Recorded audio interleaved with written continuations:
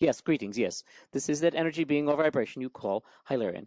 Yes, we have the contact. We remind you of a helpful, strengthening emerald light. We ask you to imagine this light as it fills the room. It forms a cylinder about 30 feet diameter, infinitely upwards through you to center of Earth. Very good. This light also fills John's immediate area, so these lights meet at center of Earth and at infinitely upwards. Then, because you have questions about a dear friend, we remind you of this idea, that that light is bright, brilliant, strong enough to be available to anyone. And as Loken may think of you at this moment, that light also nurtures and strengthens around him. Then let us begin. You have some questions for today. Yes. Well, we have this friend, Loken, who has, in the last about 3 years, suffered a lot of anxiety. And at first he lived with his ex-partner, Balo, but then she didn't want him there anymore. And he's been virtually homeless. Right now he's staying with someone he met through the homeless shelter who wants to take care of him. She's in Nevada, but we don't know her name. She's Japanese. And he doesn't want treatment for his mental issues, but he is very uncomfortable being like this. Yes. And I think what would be the most helpful thing we as his friends could do for him? There are many ways to approach this, and as the situation is a powerful one for many humans on your planet right now, it is something that has meaning beyond just the individual situation. As if those things that you learn from this may be things that are applicable to others, that may be helpful to you yourselves personally in the future or to others who face a similar situation. So the first thing to recognize is that in the context such as it is, in your world the way it is not easy.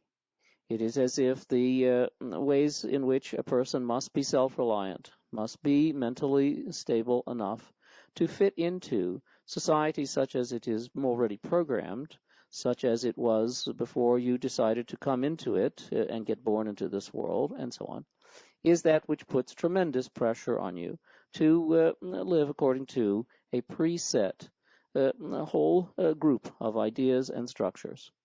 As soon as you begin to step outside of those, there are different problems that show up. As a result of this, the thing that is most important to you personally in helping somebody else around some of these issues is your own creativity. That your own energy be liberated, that your own psychic abilities be as clear and strong as possible. And we'll speak about that and why that is so in a few moments. And as you are able to bring these levels of creativity, energy, love, and other things in, different options begin to appear, different ways of dealing with it. Oftentimes, when these are the best ones, they don't always make sense in a perfectly logical, linear way. As, for instance, when you have an opportunity to ask a question that Loken will hear more deeply than he has before, and this would shift his consciousness. This sort of thing is very common in all different areas, and in fact, he may also ask a question which shifts your consciousness. But as you come to liberate creativity, you must be then examining where it is bogged down, where it is stuck, where you have previously conceived ideas about this matter.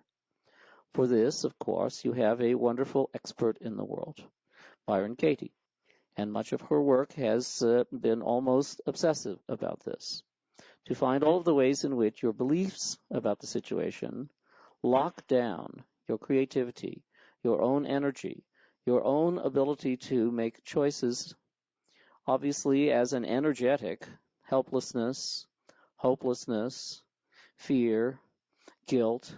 These are powerful emotions, and as you are aware of them, either in someone else or in yourself, you have opportunity to release them, to change them, to shift them. And when they show up in the moment, you can say, could I just let it go? And in that second, have a breathing room for a moment or two. This as a practice, when you are thinking about helping somebody else, is so important because your own creativity, your own ability to make choices, your own ability to come at this afresh will be required in order for you to gain spiritual knowledge and wisdom about these matters. Because the ultimate end of this, you are going to leave this world, and you will be thinking back on some of the many things that you experienced. Some of those will indeed reflect upon this very incident. Did you do what you could to the maximum? Were you available for your soul's learning about this matter? Since, as you know quite well, you could, but for a few simple steps in a different direction, be in the same place. Be in a place of great difficulty, or instability, or misunderstanding, or just a great deal of sadness, or helplessness, or frustration, or anxiety. Now, the difficulty is that when you go to such a place on this planet, inevitably, because there are, on average, 3 negatively oriented beings, you might call them intruders, for every human on your planet, you will then tend to attract such an energy.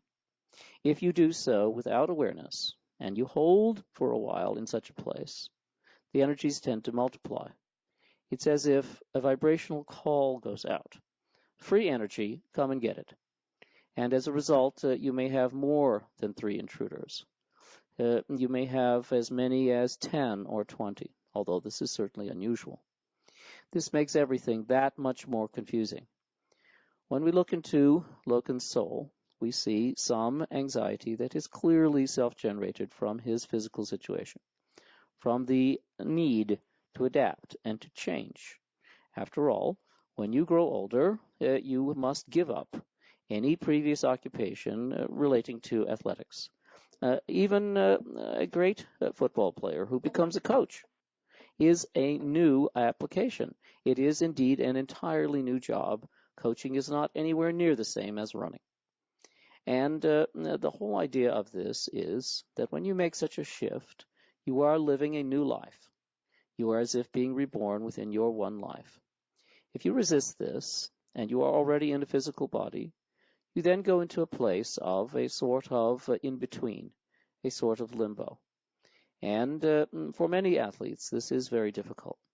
It is not unusual to see this occur in a way in which things spin out of control quickly, in a way in which you simply aren't in control of your own life.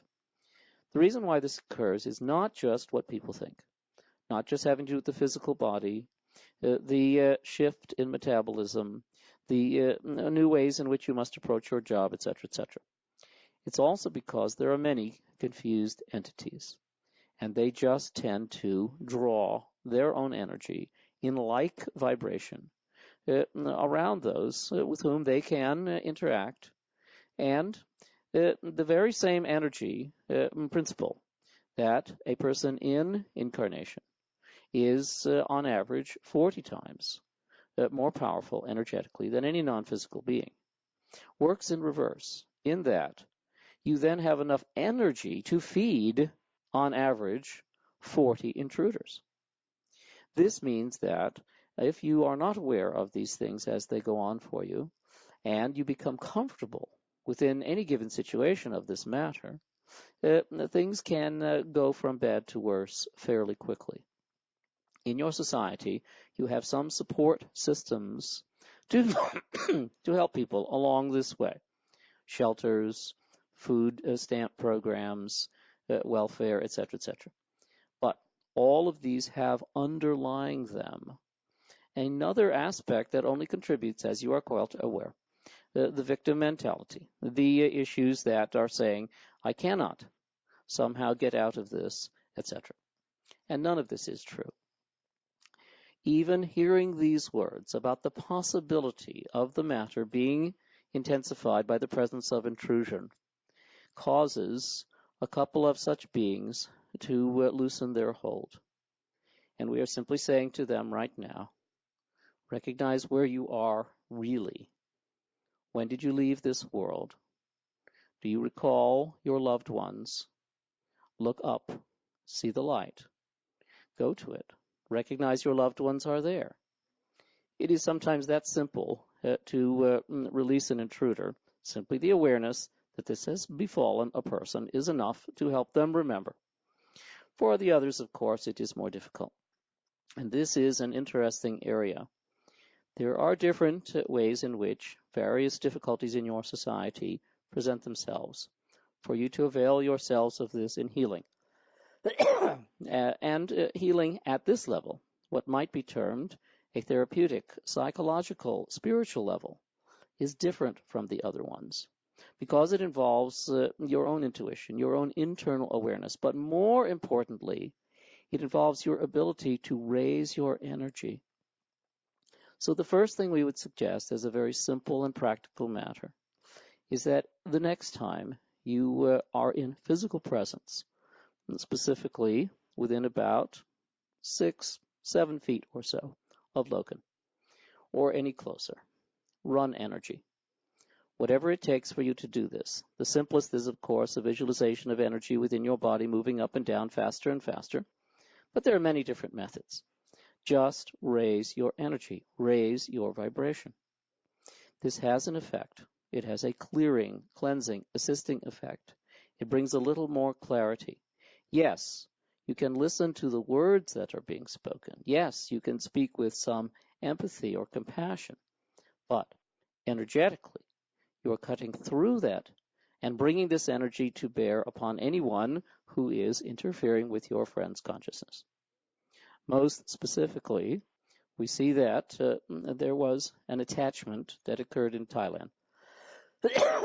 In the treatment procedures for the injury to the clavicle, and this attachment has continued. It is an old one that to some extent now is ready to be healed, ready to be released. And all that needs to be said about it is that it is present, so that it can now evaporate, so that a choice can be made. At a deeper level, when you are experiencing these things, you can have creative ideas. And when you present them, they can be rejected because they are not being spoken into the emptiness within which to receive it. This means that sometimes your best efforts at creativity, coming up with different solutions, different ways to communicate or whatever, is very frustrating for you. And when this occurs, it is very good, where possible, to stop focusing on those solutions, to let go of recognizing that issue, that he is not hearing you or not receiving your good ideas or whatever, and instead focus on what you're feeling. Because it is very likely that in some similar way, not exactly the same, but in some similar way, that's exactly what Loken is feeling. And if you could share that about your own frustration, about your own energy, he might be a little emptied by that enough to be able to listen a little more. The real point of this, of course, as you begin to explore it, is to see of the law of reflection in action. This is why it is so difficult when working with these situations, and at the same time, the clarity, the in-your-faceness of it is so strong that there but for a few shifts and turns go you is another restatement of the law of reflection, as above, so below, as within, so without. As then you go, so do I go. So, to do this, we might make a suggestion. You can be very specific about this, or we could give an example. For instance, what are your beliefs about this matter? Would it be something along the line of, Loken won't help himself?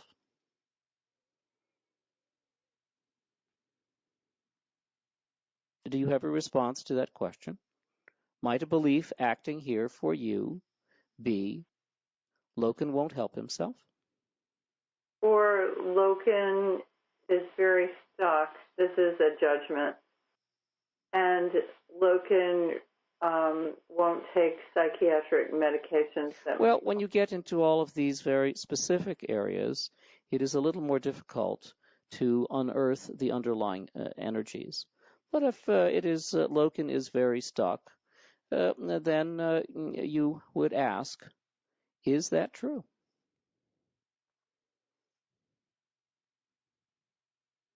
Look at it and hold it in your heart. Is he indeed very stuck? How can you absolutely, totally, 100% know that that is true? And then as you hold that belief, make it even stronger. Loken is very stuck. How does that belief serve you? Where does it land in your body?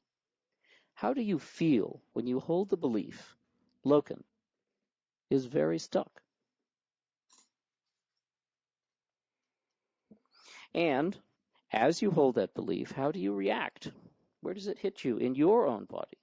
Where do you feel a tension? And now the reverse. Who would you be without the belief, Loken is very stuck? Is there a sense of relief or peace that you don't have to work on it so hard? The obvious turnaround on this is that you are very stuck. And here, someone else might look at that and agree.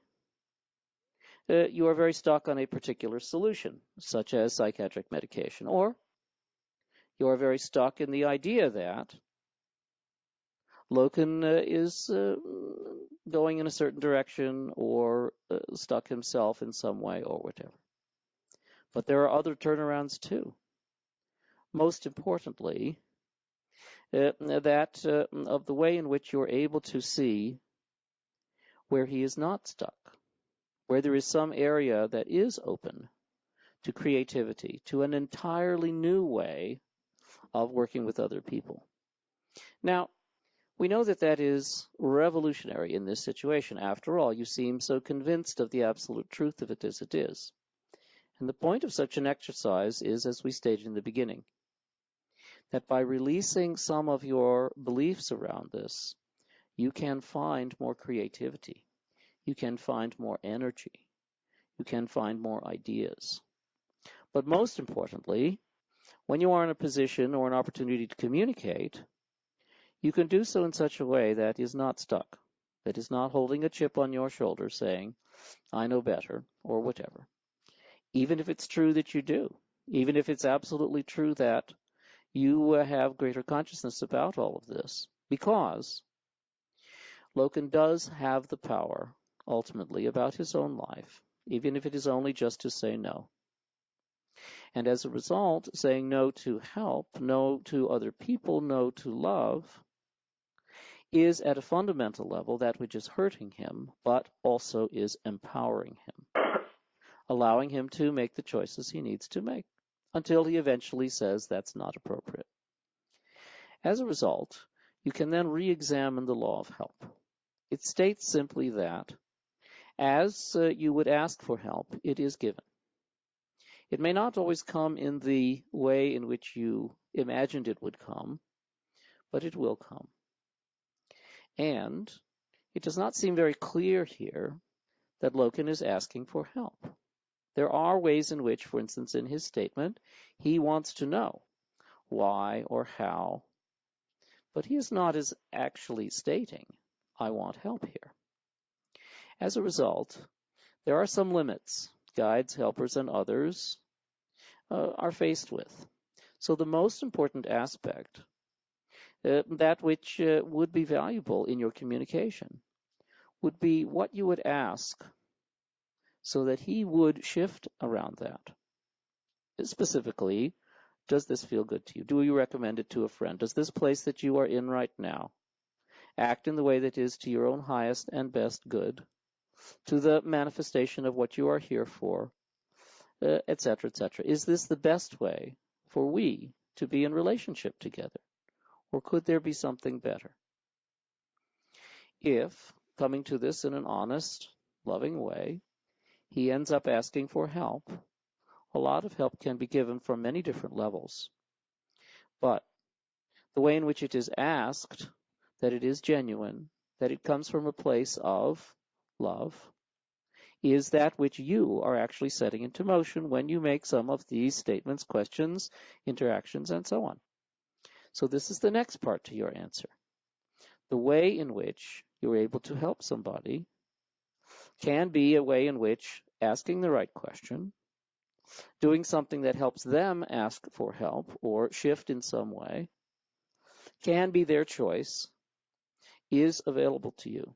Not easy, but it does come particularly when there's actually less investment on an outcome, when you are happier with the solution. Because after all, if he senses that, as anyone would, you are invested in a particular solution, there would naturally then be all the energy associated with that, be it the rebellious energy or the energy that might be clinging or the energy that might relate to it in the most powerful inner emotions associated with it. Which brings us to the most important part about this emotionally. Where you have guilt, where you have shame, where that is being passed back and forth between you, it only tends to confuse the issue even more. And this is the real difficult part. And this is where Katie's process of using turnarounds in different ways can sometimes be helpful. You would say that on the surface, you are not the ones who have caused this. But in some ways, you have. Now, this is a specific sort of guilt set that is perpetuated in individuals who do not understand when it's going on, and it is called survivor guilt, when it is that which is obvious and utilized in ways that relate to such as pogroms or genocide or torture or kidnapping. But it is the same sort of thing when you have a friend, someone you care for deeply, and it is useful when you can acknowledge this in yourself. After all, you're not going to be able to change anybody else, but you can shift that in yourself. And we would have to state from our place, and we speak for the other guides and helpers, and indeed all of the guides for humanity, that there is a great shame about this issue. And it comes from a simple observation that on other planets, in other systems, throughout this galaxy, the levels of inhumanity of one being to another of the same race, of the same planet, no level of this is matched to the level that it is exacerbated, felt, and known here on Earth. It does not make sense from the galactic perspective, even in those planets where there are wars. On the warring side, those who are all working together to fight the enemy care for each other and do not let each other slip into homelessness or its equivalent, as it may be seen in these different situations and these different civilizations. As a result, there is a collective sort of survivor guilt also shared within the community of guides and helpers, that the frustration and the energy level of difficulty is also theirs, as there is much that could be done and very little that is being done about this problem at the current time. The hopeful thing about it is that such situations, as viewed from all of those in the past, luckily do not last very long. Solutions eventually present themselves, be they as radical as a completely different economic system, or as simple as more caring and more recognition of the problem. But such situations, as being inherently unstable, they tend to resolve themselves eventually. And you may eventually contribute to such a solution. In the meantime, you must recognize that underlying all of the physical attributes are ways in which Loken has not healed from these different incidents. And physical healing would be impaired by psychiatric drugs. At the same time, such drugs might produce lessened anxiety, and it is therefore a very difficult matter. Only within his own intuition, within his own consciousness, could this be easily come to as to how to balance this. We can also see that the most healing foods, wherever possible, should be applied. And these, of course, then are raw fats, because they are what heal the nerves and assist ultimately in all repair in the spine, in the brain, even in the blood. And as simple as raw milk could be very helpful, particularly if small amounts are given every day on a regular basis. But as you see the ways in which you can assist, you must also recognize that there are other creative solutions that can eventually show up. That Loken did ask for help and has a relationship with somebody who is coming in here now to help will certainly be useful. Though there are some difficulties in the situation, it is better than things were before.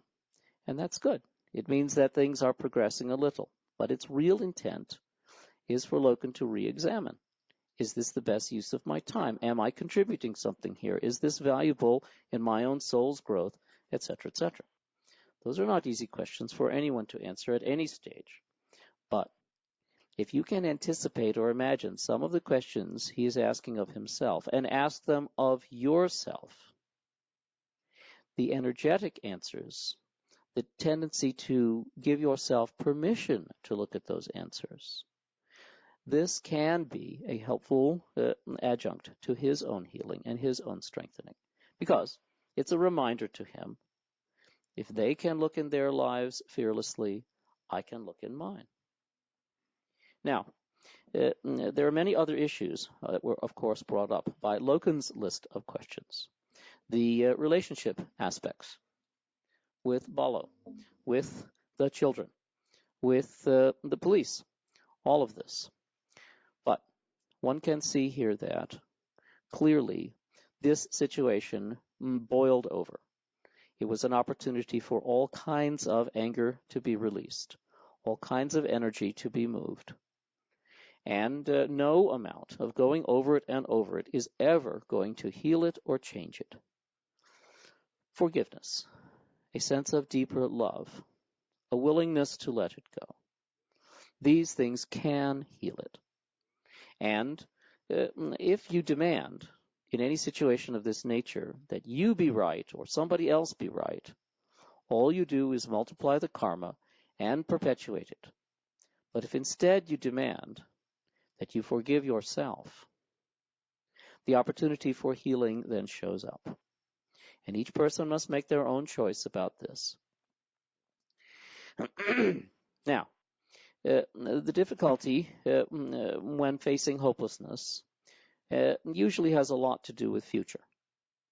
One solution to this is being as rooted in the present as you can. Every day, spending a few minutes just here and now, focusing on the breath, not thinking about the future, not thinking about the past, giving yourself full permission just to be here now, watching the thoughts, and bringing them back to just the breath. As simple as that is, it tends to have a powerful effect on the nervous system when done repeatedly. And this would be a very helpful thing for Loken to consider for himself when looking at these issues. It can tend over time to improve various aspects of consciousness, particularly if it is done for a minimum of 10 minutes, at least once a day. But all of the aspects that show up over and over can make it very difficult to move ahead when you think that these same aspects are going to repeat themselves in the future. And this is where the helplessness shows up. And the hopelessness telling you that there is nothing you can do about it in the future, that the future is therefore bleak and difficult. The first thing that must be acknowledged here is that as soon as you tap into such a negative thought form, you are tapping into something much bigger than yourself. Right now on your planet, particularly in the northern hemisphere, this is a big problem. There is a lot of darkness, a lot of despair. It tends to be strongest when the nights are the longest and the days are the shortest. But it is an energy that is being spread very deliberately by those who wish to continue various aspects of their own control of humanity, their own wielding of power. Bring your hatred to bear on someone else, to blame about such matters is one tact that you see a candidate for president focusing on. But for others, it is simply that there is no hope at all, and you must become more dependent on others, and many other possibilities. All of these things, of course, are simply to keep you from your own ability to help, to love, to take care of, to work with. Now, this is the real difficulty. If Loken is to acknowledge that there is within him someone noble or loving or appropriate or strong or capable, then there is an acknowledgement of his own power, his own opportunity to contribute. And this is key. When you're going to indeed get yourself on track or do something that is going to be some way in which your life is to improve itself, that question is at first in the back of your mind. How can I contribute? How can I give back? How can I put that energy into something useful? But it is not just a tit for tat. It is the beginning place that you come from when you're looking to pay back. But very quickly, the opportunities from guides and helpers will be presented, where you can avail yourself of something useful, where you can do something in the world. As if to say, by your actions, I am valuable, I am loved, I am useful. It is worth it. This is the other problem, you see, of course, with asking for help. Why would you ask for help if you're not worth it, if you're not worth receiving the help? And this is a question that is difficult for anyone to ask. Am I lovable? Am I deserving? The most you can usually do with this, when you ask somebody else, looking into their eyes, is hear their truth. And you will see repeatedly others telling you the truth about such matters, that indeed you are deserving, you are lovable, you are worthy of being helped. But to believe this yourself is an important lesson simply in being alive. But it is an important energy to acknowledge. And this is the other area. Again, when you are trying to help somebody else, you show them how it's different from what they're doing, or you show them how it works for you.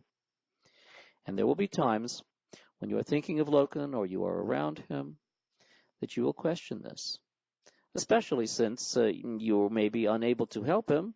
What good are you? You're not any good at being a friend, are you? You're not able to assist or whatever. Do not look in such places for the answer to whether you deserve, whether you are lovable. Look instead into your own heart. As it sees Loken, as it sends a loving, caring energy in his direction, as there is some acknowledgement that you are both human beings, and you are on this planet to learn together, to love together. And in this way, forgiveness for yourself, for your own struggles, leads to the acknowledgement that when you need to ask for help, you can. These are simpler things for you than they are for Loken, but it is important to remind you of them because, of course, for him, this aspect of deservedness will inevitably connect into all the places where he did not deserve, where he hurt somebody or said something that offended or did something that was inappropriate or in some way did or said something that he didn't even understand the effects of it.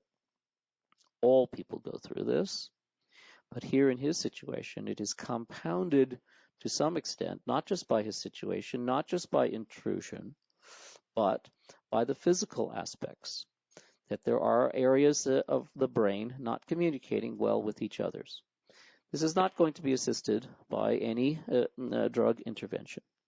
It is going to need some healing, and it may be very useful if he is able to do anything to stimulate the brain, be it from learning something new, from interacting in the world to accomplish something he has never done before, be it the most classic, driving a taxi in a new place.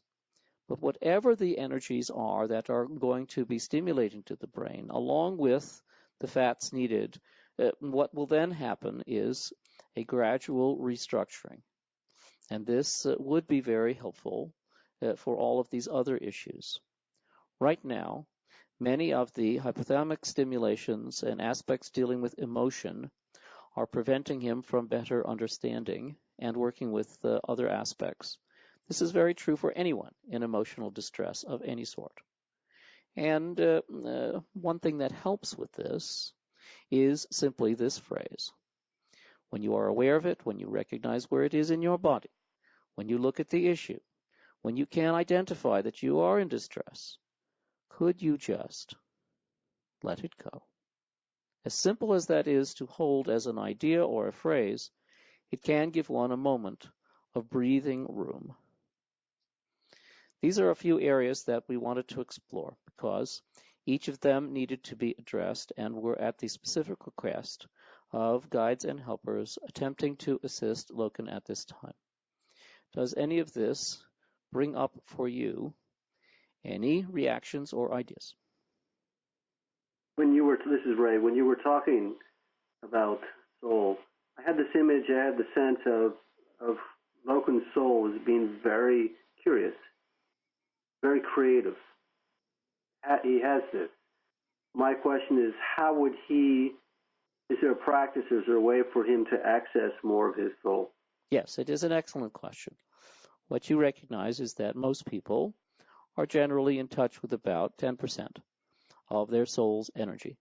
That's the amount that generally manifests as what you'd call the physical, your own reality, your own nature, etc. And that is how Loken started.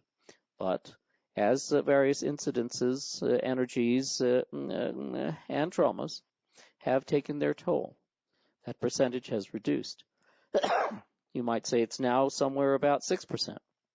This makes it harder to do things, to accomplish things, to work with things. The most important thing, oddly enough, is that you're aware of it and you ask. The moment you become aware, Ray, for you, that you are only using 10% of your soul's energy, you might say, well, I think I'm ready for 11. And this very action, just the thought of it, gives permission to your soul to allow a little bit more, knowing that it might cause some difficulty, but knowing also that it will be stimulating in a positive and helpful way. So that's the first thing, that he would recognize that he could bring more of who he truly is. The specific exercise that works very well for this is, of course, a very simple one. And you've heard us speak of it in the past. Simply the idea that you look inside and ask, who am I?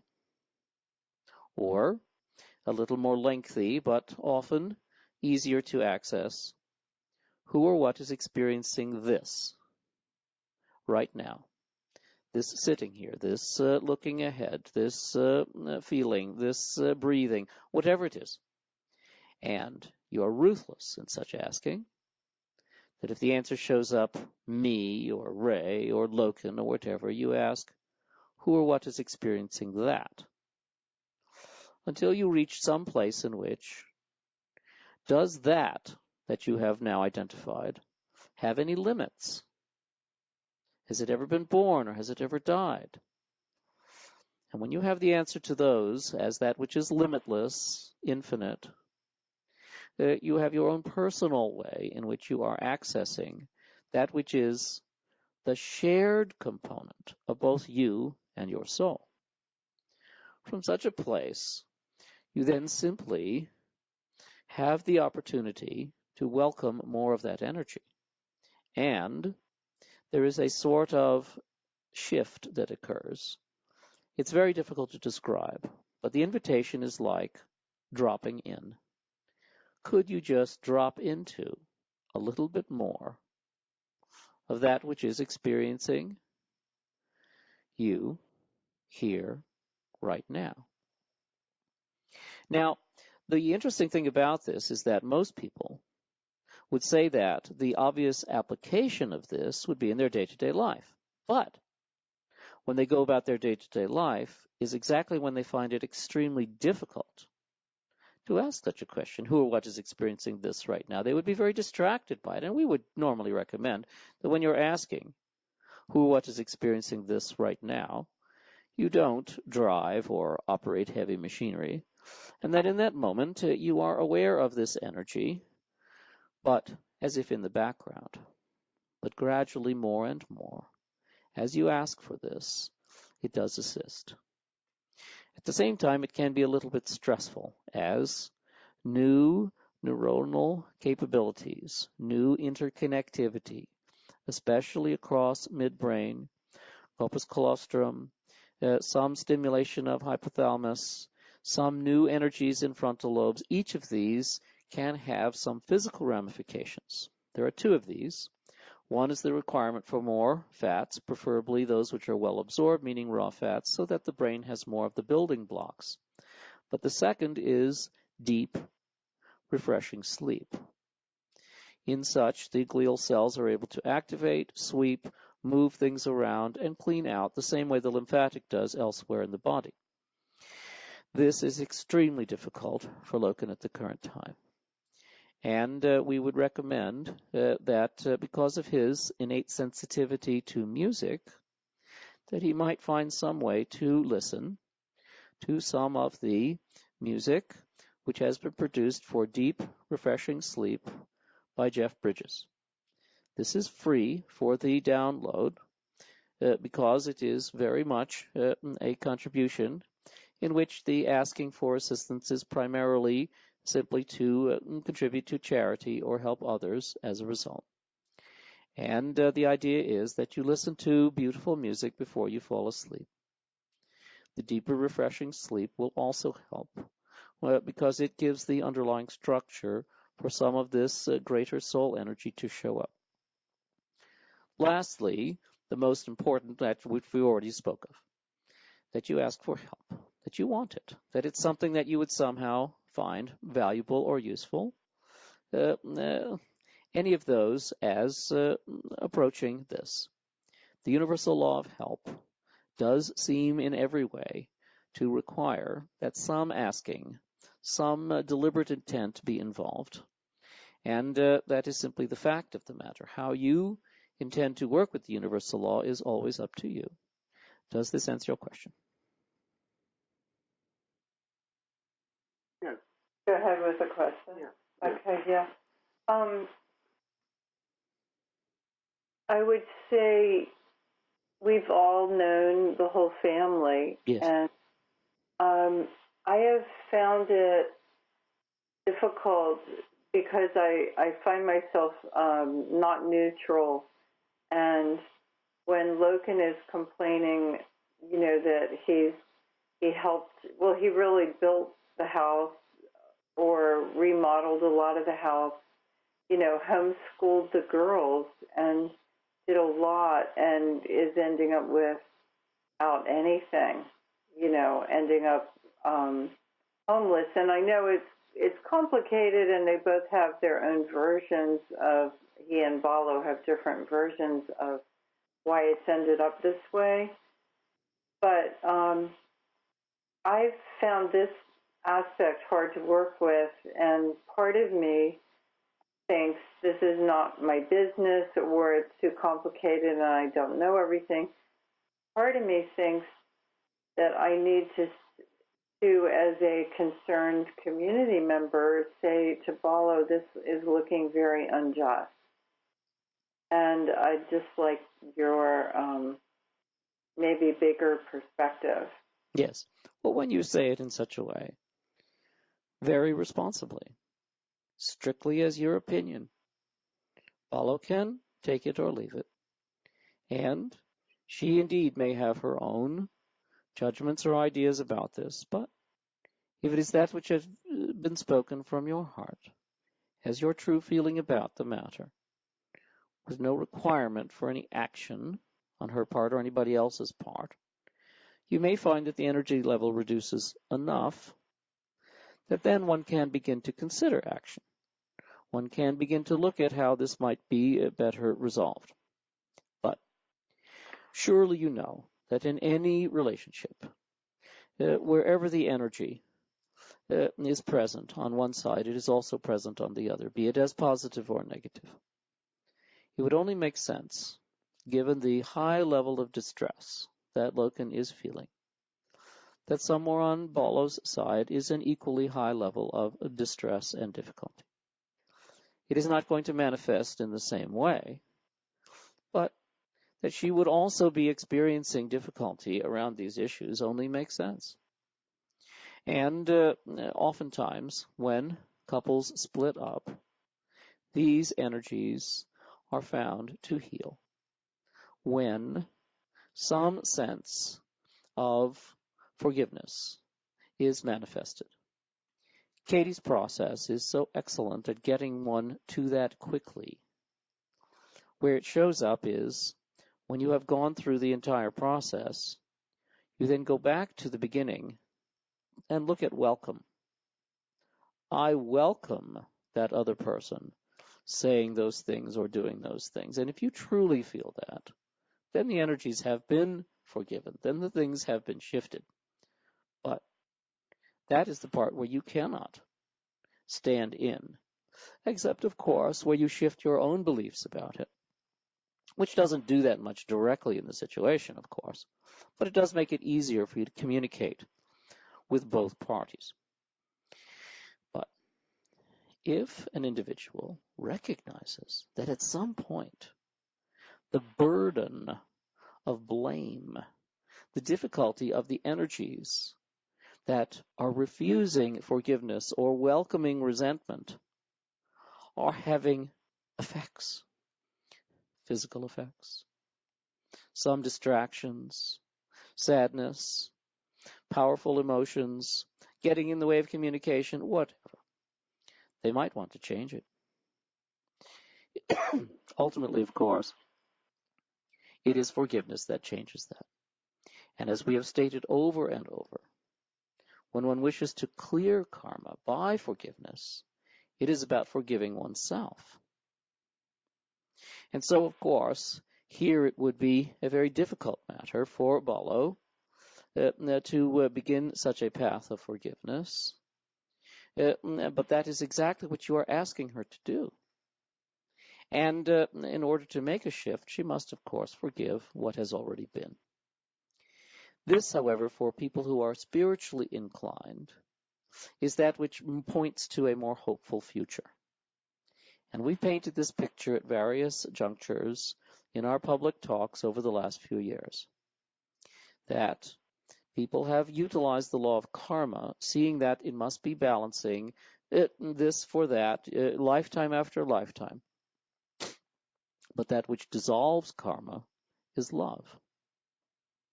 You have the choice, now that you know. You can keep going with these attitudes or difficulties, having your own stories about it or whatever. But you may choose at some point to let go of the story and look at the place in which you just love. Will you love each other? Will you love yourself? Will you do that which is for the other person as helpful, beautiful, loving as could be, because that's the kind of person you are? Not because you're trying to balance it or do what's right according to somebody else, but simply out of that place of love. The difficulty is that you can see this, but you cannot necessarily communicate it to someone else, because again, it's back to asking them to change. But where could you change in yourself about such matters? And here, have you ever held a resentment in your heart towards someone else? And are you willing to forgive yourself for holding that resentment? Not tomorrow, but right now, right in this moment, that place of loving forgiveness, of pravahi for pravahi. This is the right way to answer such a question, in a way in which it can have a profound energetic effect. The energies that you experience as you allow that forgiveness go way beyond you. They fill the whole Bay Area. They reach all over the world. They are as if saying, you can forgive yourself too. As such an energy can eventually have some profound and helpful effects. Now, this is not necessarily the sort of answer you would like to hear. But the interesting thing is, you use the word not. Not is a very, very powerful word. Whenever you find it spontaneously showing up, see it as a cry for help. See it as an asking. And you said you were considering that it's not your business. If it is not your business, whose business is it? Now you might say it's Balo's business. But one would ask, how's that working for you? Not so good. And similarly, would you recommend it to a friend? And similarly, it's Loken's business. Not working for him too well either. We would suggest maybe there's something bigger here, such as it's God's business, or it's the business of the universe, or it's the dance their souls are engaged in. And at such a level, you do have a role to play by it being that which is the most loving for both. The place that is a personification of the God that you know that manifests these opportunities. You know that they may choose to dance this karma out and keep on doing it. And it may take them a few more lifetimes. And you will probably be around to witness it when it occurs. But we can pretty much guarantee that as you remember some of this from this life, the next time it happens, you're going to laugh. You're going to recognize how silly it is that they don't see it for themselves. And that possible alternate future is showing up right now in this conversation also brings it into the realm in which Balo and Loken may recognize it for themselves and choose a different possible future, one in which there is forgiveness. At the same time, there is fear. Balo has great fear that Loken would harm. And if it was harm to himself, there would be guilt that she would feel. If it was harm to her or others, then, of course, that protective mother bear energy will always show up. And this is not an easy matter to contend with. Fear is never that which is rational or makes sense.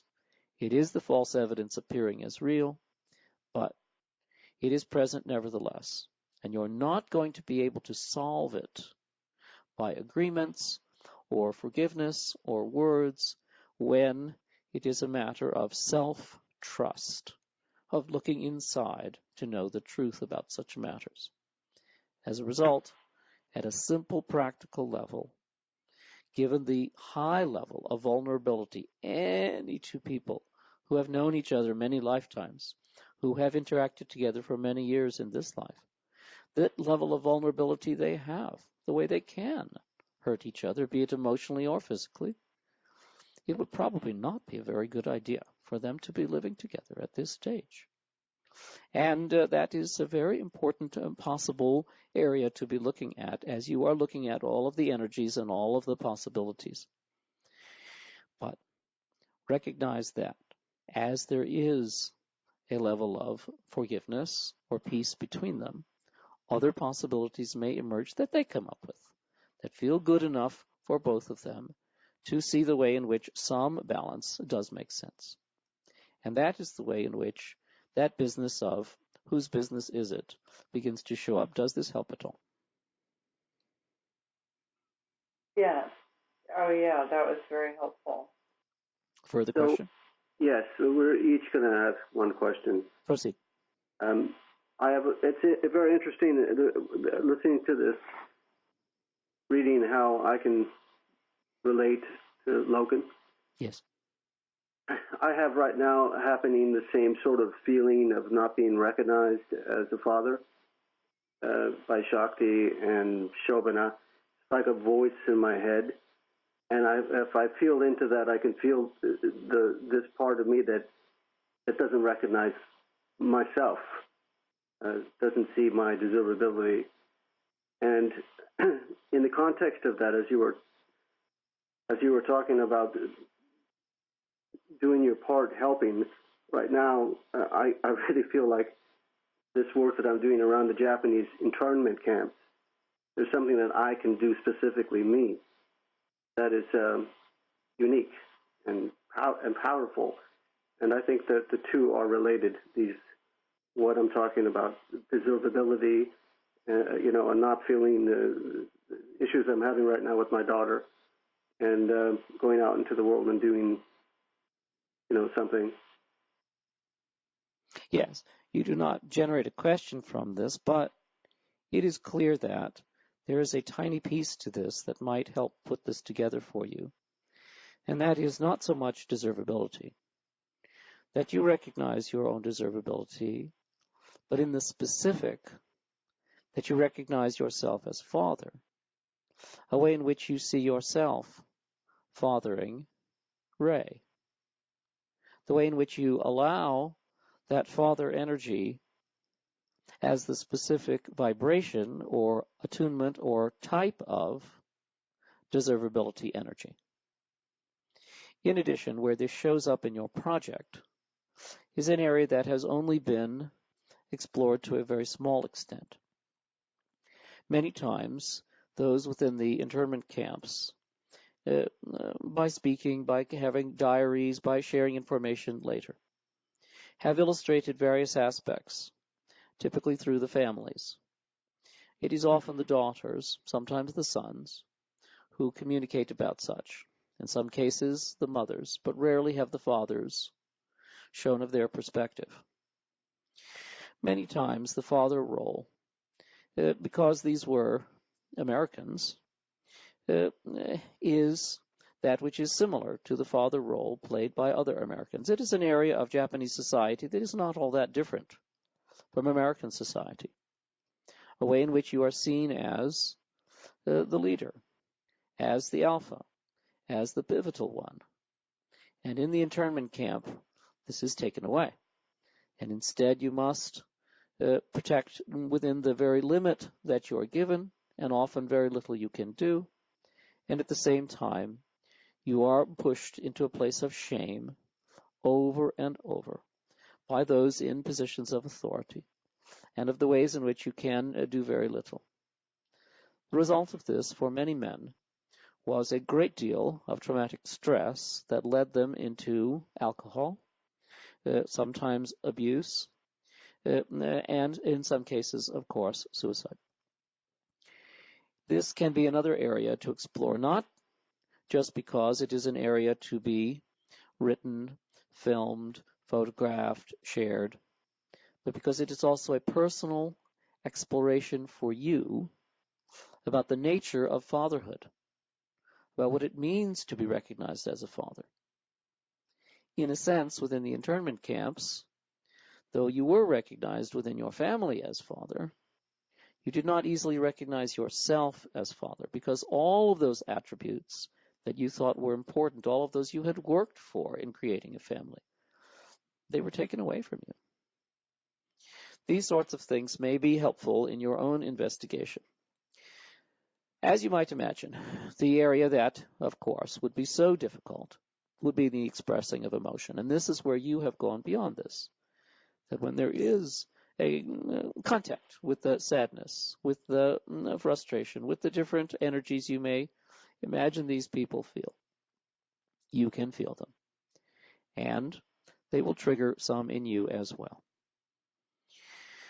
Beyond that, of course, these things do tend to resolve themselves eventually, and ways in which others may recognize you as having important contribution as father, other than being a sperm donor, is part of the entire picture.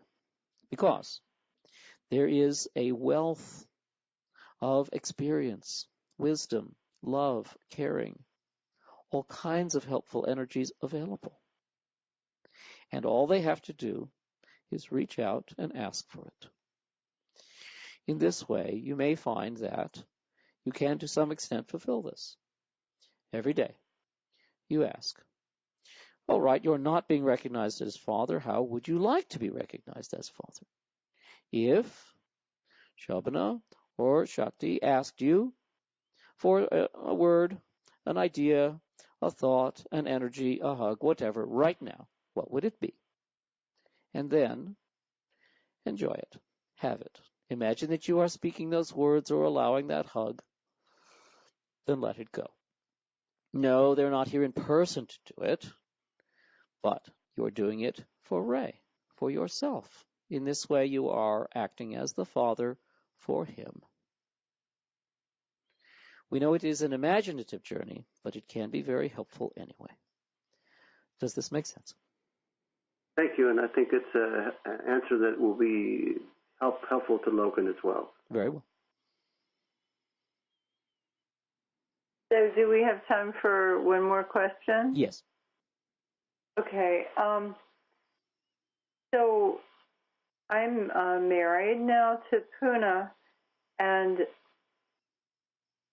I feel like he's very open to listening to me and my needs, and I forget that constantly and get on kind of a well, it's not connected to reality, where I just assume that he's not listening and I amp it up and get angry. And I feel like I'd like to shift that, and I keep forgetting. When you were growing up, was there anyone around who did that with you? Who didn't listen? Correct. I would say my father, yes. Mostly because he was. Would it be helpful if he wore a little badge that said, I am not your father? Did he wear a badge? No, Puna. Oh, would it help if he wore a badge saying, I'm not your father? Yeah, that would be very amusing. But that is the underlying point, isn't it? Yeah, it is. Very good. Because in the way in which this love is being allowed between you, it has two roles. Its initial role, the one that attracts you, the one that is so enjoyable, it is the pleasure of the love. It is of the way in which opportunities are presented, in which you can play together, and you can be children together, and you can be parents, friends, lovers, all of that. But the other side is it's also a healing. And oftentimes those we choose, the way in which we connect, is because we see the opportunity for healing. If that hangs around, it gets deeper, it gets stronger. Eventually, it becomes stronger than the other part. A little attention on the healing from time to time is very good. Now, the ultimate of this is what Hendricks calls the imago match, in which Puna is representing your father, and you are allowing that healing energy, in which he is going to have to pay more attention to you than he ever thought possible, truly listen to you in a way that even he didn't think was possible. And at the same time, you will realize that love, approval, and appreciation do not come from Puna, do not come from your father, they come from you. Seems a roundabout way of doing that, but that is the way people tend to do it, and vice versa. Typically, it will be opposite-sex parents, so it might be that he chooses you to represent his mother and to do some areas of healing or energy with that. But the point of this, as you work with it, is that he is simultaneously your father, not your father. And that's what the button or badge is about. is about reminding you that you have the choice. You may see this however you wish. Now, as a simple practical exercise, once you have enough trust, as it seems you do with this individual, why not go all the way with it? For the next 15 minutes, based on all the information you've given him about Father, he will be your Father in every way possible. He will even exaggerate it, with the opportunity for you to fully have all the emotion, all the energy about it, knowing that, of course, he could then drop it after 15 minutes and just hold you.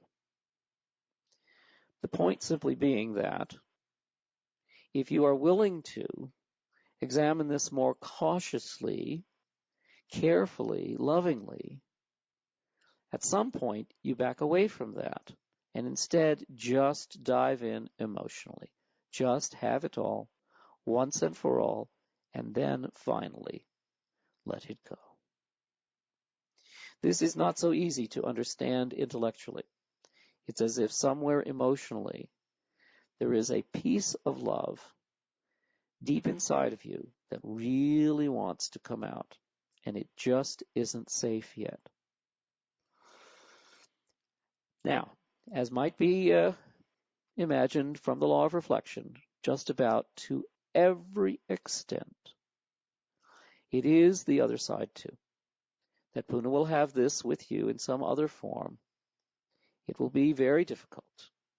So, what you're actually receiving when you are having some resistance to this, when you're having some confusion about it, when in communicating you have the word not showing up, etc., is a reminder at a higher vibrational level that indeed you are going to have to deal with this with him too, and it is not going to be easy.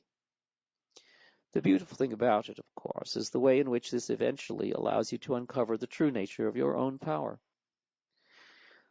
And in some couples it's called sandpapering, with others it's processing, but you'll find that generally, as the relationship goes on, the more and more you focus on fun, the more and more processing is going to show up.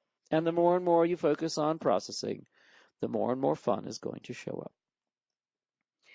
Now, the difficulty here is if your vision of processing is that which you somehow are going to impose on him. Because that would probably be the sort of vision that you would find easy. It must for him be the one that he is willing to look at in a more conscious and loving way. Some reminders of this might be seen in Hendrix's book, Getting the Love You Want, which deals with this imago matching effect. But we have an addition to this, and that is along the line of some of the things we've been speaking about today. You go through the karma, you work with the issue, you play with this back and forth, you come ultimately to understand more about it, and then, as consciously and loving as possible, you forgive yourself. You forgive your father, you forgive Puna, but there's another part. It's as if you're forgiving the part of your father that you are holding inside yourself. And even more importantly, the part of your father that you rejected in yourself. I'll never be like that. I'll never speak to someone like that, or cut them off, or pull away from them, or emotionally deal with them the way my father did. Those sorts of energies are also those which you can forgive and love in yourself even more. And that's the addition, because it is the way then in which you do no longer perpetuate the karma, in which there is, as a result of the insight and understanding about it, the aha of it, a deeper love, a stronger love, and hence a dissolving of karma. This carries with you into the next life, and, as you might imagine, is particularly applicable in your friendships, in your interacting with Loken and Balo and Ray. That as you are able to amplify and strengthen any ability to bring in more love, more opportunities, more creativity, more possibilities naturally show up. And those would be our comments on this with some specific suggestions where possible. Does this help? Yes. Then shall we close for today? Yes. We are grateful to your questions and your willingness to look at so much of this. But very important with all of this, notice as if it has physicalized where it would be in your body. Perhaps as a weight on your shoulders. Perhaps as a tightness as you think of your friend. Breathing. Just let it go. If there's some place where you are holding, could you just let it go? As you hold those energies and see how you'd like it to be different, just for this moment, could you even let that go? As if for a moment then, dissolving into that beautiful emerald light, you welcome its healing, creative, connecting capacity. And you are connected to Earth, center of Earth, reaching up, connecting to you. And that beautiful emerald light expands, 30 feet, now 50 feet, now 100 feet, now many miles in diameter. And Earth responds with her own gentle, loving Om. Goodbye.